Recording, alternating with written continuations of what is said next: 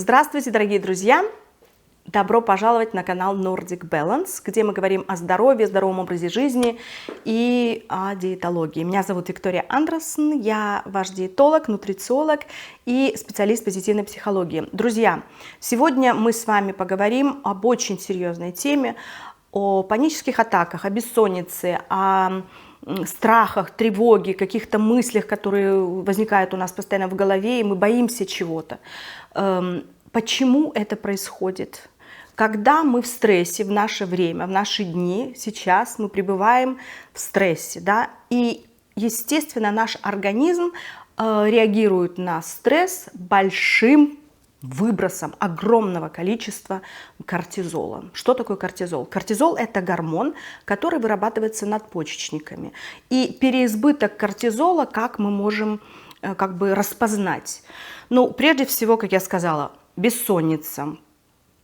У нас начинают трястись руки, постоянно какие-то мысли такие тревожные возникают. У нас расширяются зрачки глаз, учащается сердцебиение. У нас также возникают проблемы с дыханием. Мы не можем вздохнуть или задыхаться начинаем. В общем, все вот эти симптомы плюс проблемы с желудочно-кишечным трактом, это вздутие живота, это какое-то постоянное бурление, у кого-то возникают запоры. Ну а что делает наш организм, когда мы находимся в стрессе? У нас также появляется эмоциональный голод. Мы начинаем есть, и, к сожалению, мы не срываемся на букетик брокколи, правильно? Нас сразу же при стрессе тянет на что-нибудь такое мучное, какие-то печенюшки, сладенькое, да? Вот на все это неправильное, так, где много сахара и жиров, и быстрых углеводов. И это же, конечно же, ко всему вышеперечисленному еще и приводит к ожирению. Ну и почему это все так у нас происходит? Давайте разбираться. В нашем организме есть две нервные центральные системы. Это симпатическая и парасимпатическая. То есть нашему организму что нужно в этой жизни? Выжить и размножиться. Итак, симпатическая система отвечает именно за выживание.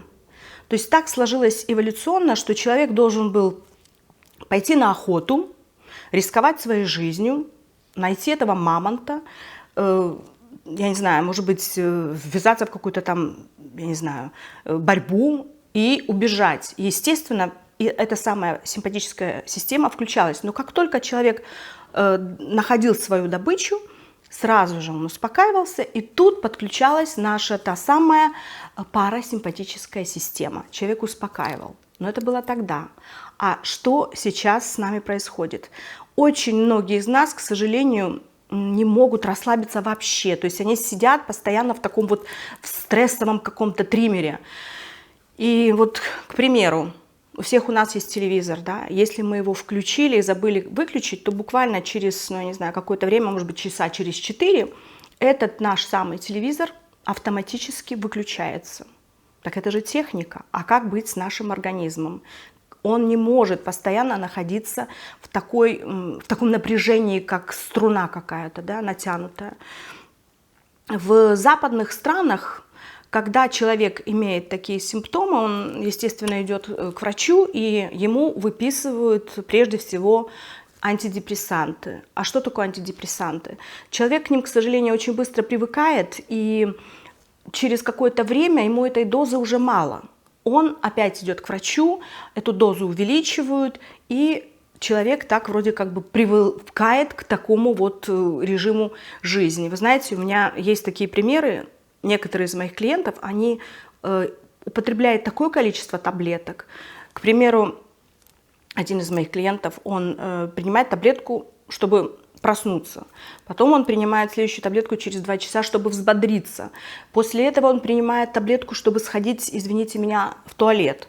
Потом, чтобы успокоиться, и потом, чтобы уснуть перед сном. Вы представляете, какое-то количество химии потребляется нашим организмом. Вы считаете это полезно? Я прежде всего за здоровый образ жизни и за то, чтобы нашему организму помочь путем питания и ну, какими-то натуральными средствами. Что бы я могла вам предложить?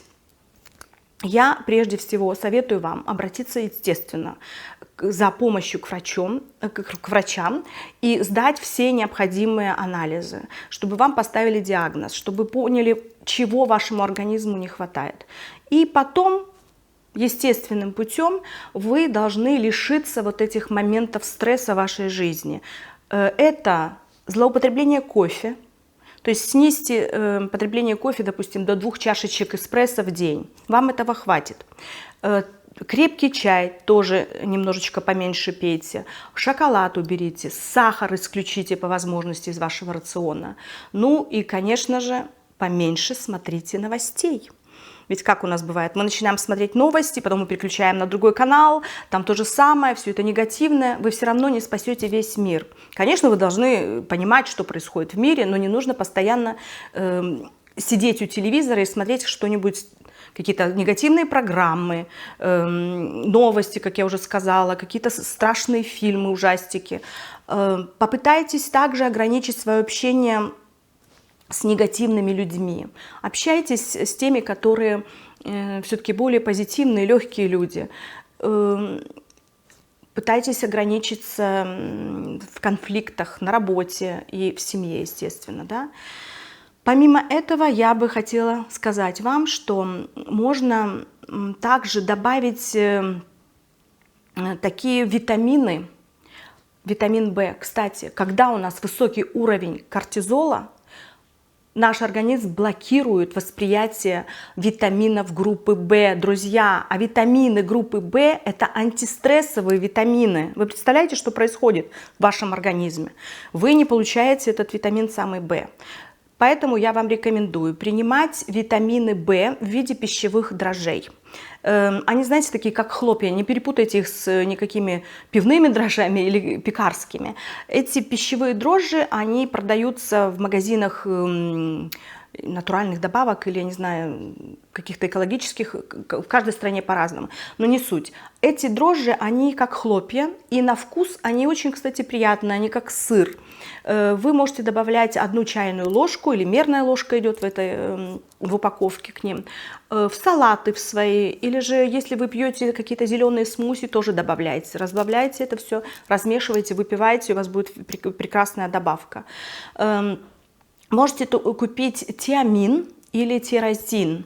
Это такие вещества, то есть минералы, не минералы, а добавки пищевые, которые снижают уровень кортизола и также затормаживают нашу симпатическую систему.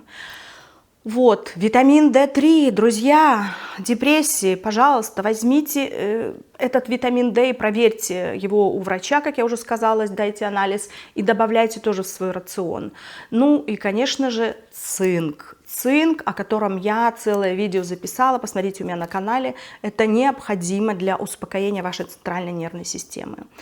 И после того, как я уже сказала, вы сдали анализы, попринимайте, попробуйте себе помочь. Вдруг вам будет лучше без химических таблеток, которые вам, к примеру, прописал врач. Подождите с лекарствами, хорошо? Попробуйте вот то, что я перечислила, добавки. Это не лекарства, это не химия, это натуральные травы. Кстати, еще можете травку одну...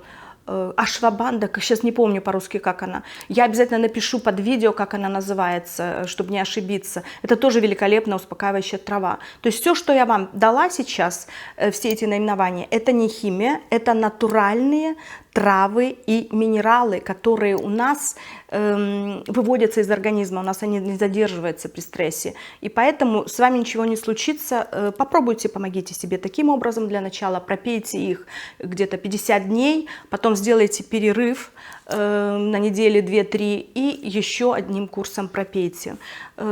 Попробуйте лучше начинать именно с натуральных каких-то добавок, а не с химии. И посмотрите, что будет. Прислушайтесь к своему организму и всегда помогайте ему, пытайтесь помочь своему организму, он ведь у вас один. И когда вы найдете вот это взаимопонимание, гармонию между симпатической и парасимпатической системами, у вас наладится жизнь, и вы будете гораздо спокойнее, уравновешеннее, и жизнь покажется вам гораздо краше. И ко всему вышесказанному я хочу еще добавить. Пожалуйста, гуляйте на свежем воздухе. Это как ничто другое помогает расслабиться и зарядиться позитивной энергией и снизить уровень кортизола. Гуляйте, я не знаю, читайте книгу или слушайте книгу в наушниках, или же какую-то классическую музыку. Но еще будет лучше, если вы будете просто без ничего гулять. И будет вам счастье. Дорогие друзья, я очень надеюсь, что мое видео будет вам полезным. Опять же, всегда слушайте свой организм, проконсультируйтесь с врачом, не лечите себя сами произвольно, но попробуйте помочь сами себе. Я желаю вам крепкого здоровья, счастья, любви и гармонии между душой и телом. Всех вам благ, с наилучшими пожеланиями. С вами была Виктория Андерсон. До новых встреч! Пока!